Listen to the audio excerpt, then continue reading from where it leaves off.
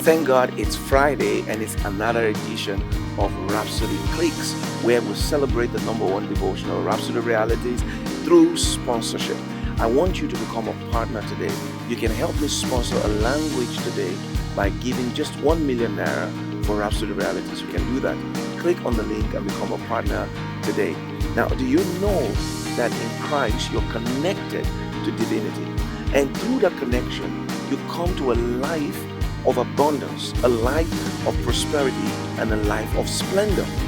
There is nothing broke or poor about the Christian life. The Christian is not one who is trying to be rich or trying to be prosperous.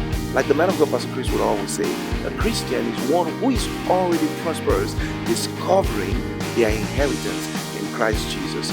Read today's Rhapsody Realities and discover more. Have a great day. God bless you.